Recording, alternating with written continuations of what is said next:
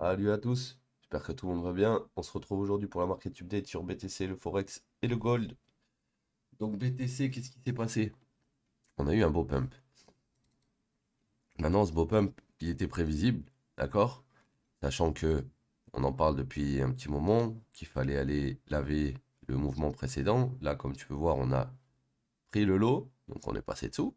Donc, cette réaction, c'était logique, d'accord? Pas être étonné par ce type de move assez rapide comme ça, parce que au final, c'est normal. Regarde.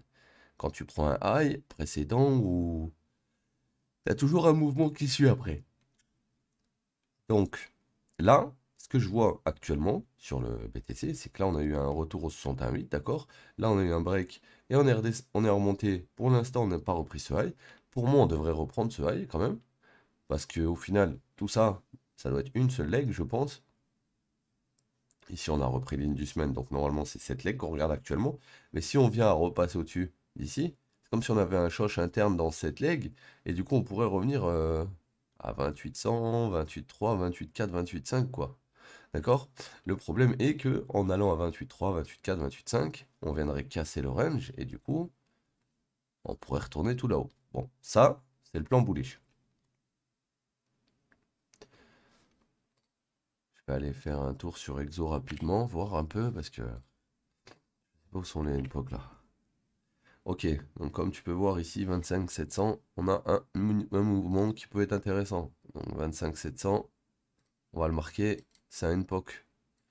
Ok, 25 700, il a été créé ici. C'est pas pour rien à mon avis.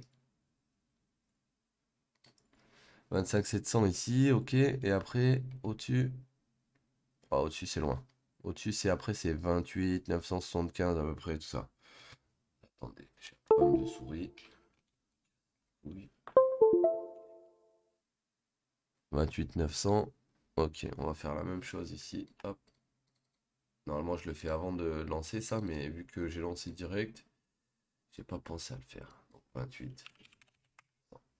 Ok, donc là, on a deux NPOC. Tu peux voir. Un au-dessus, un en dessous. Euh, L'objectif, c'est d'aller les fils potentiellement. En weekly, on n'a rien, je crois, hein.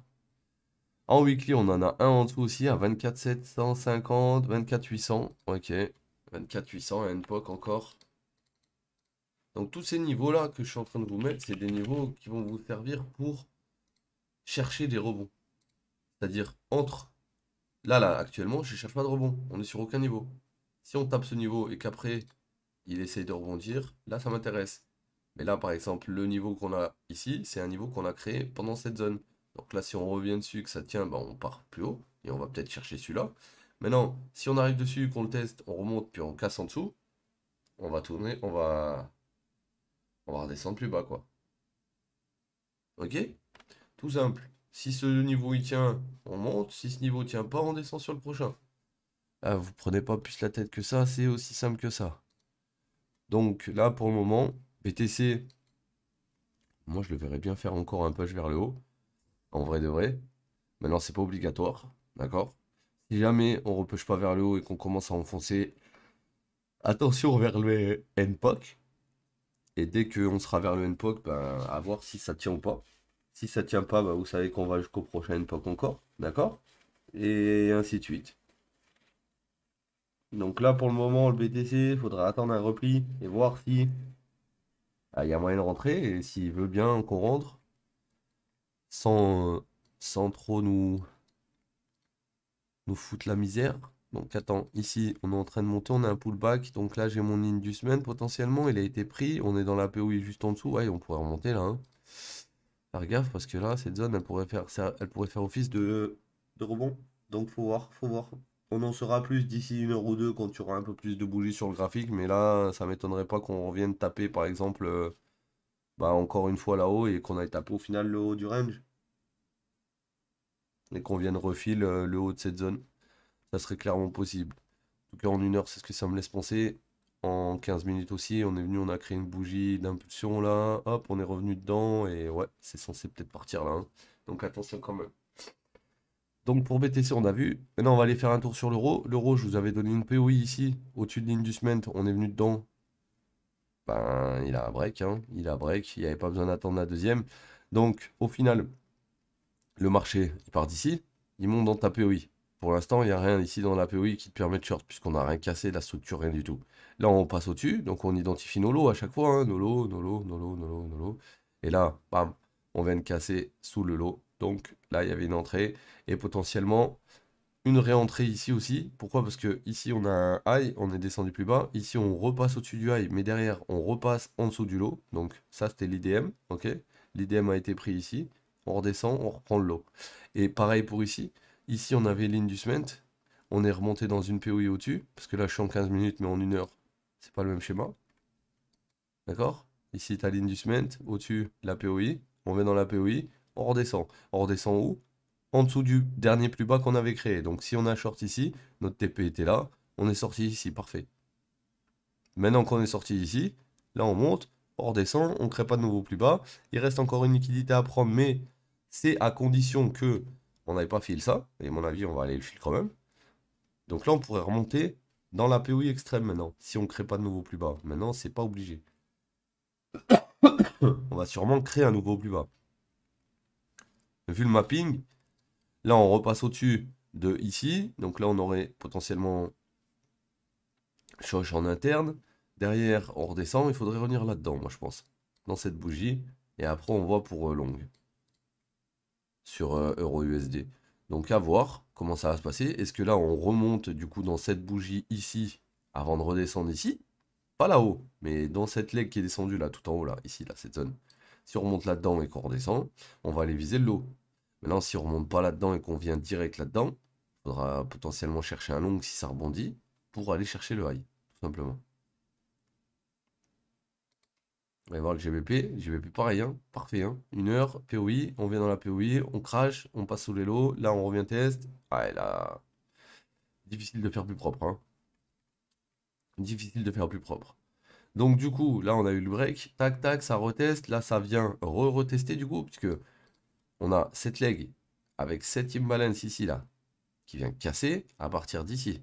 Donc, à partir d'ici, hop, on met la fib et regarde, on revient tester les 60, 70, 79 et là, on descend. Donc les 100% sont là, la prochaine POI est là. Le dernier lot est ici. Donc si j'avais shorté, je sais pas, ici ou ici, mon objectif c'est ce lot. Hein, on l'a pas encore pris, donc objectif non atteint. Attendre encore. Et le gold, pareil. POI, on vient dans la POI, on descend, on crash une première fois, on fait juste une SFP, on remonte, tac, on ré-SFP le high, et là, j'ai l'impression qu'on redescend. C'est pas obligatoire à 100%, mais j'ai l'impression qu'on redescend. Donc on redescend pour aller faire quoi? Potentiellement ce dessin. D'accord? Ce dessin que vous voyez là, au final, c'est celui-là. Hein. C'est comme si on était là, là, tu vois. On monte, on descend, on monte. Donc, il faudrait les caler comme ça. Là, on monte, on descend. Donc, on monte, on descend, on monte, on descend, on descend. Et là, on vient de casser. Donc, là, on remonte par exemple ici. Et après, on redescend en bas. C'est ça. Donc là, pour le gold, on est venu dans la POI. De la POI, on a eu un premier drop, on est venu chasser la liquidité interne. Cette liquidité interne, depuis qu'on l'a prise, on a essayé de repasser au-dessus, mais on n'a pas réussi à clôturer. Donc au début, on a une boule ici.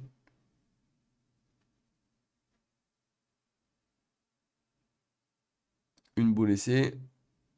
Ensuite, là, on n'arrive pas à clôturer au-dessus, donc la boule ici, on la décale ici.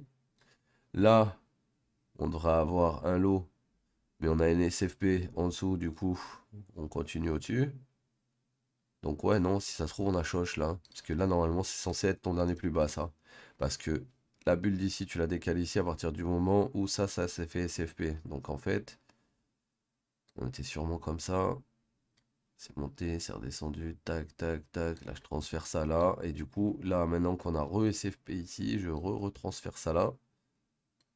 Et du coup, vu que on n'a pas encore pris ça, on peut pas encore valider mon scénario bearish qui reviendrait pile poil ici. Mais on peut commencer à lui donner du crédit. Pourquoi? Parce que on a commencé à casser la zone intermédiaire du haut. Donc là, à voir. Si là, quand on remonte, on ne crée pas de nouveau plus haut sur cette leg, on a des chances de retourner à 19,40, 19,38.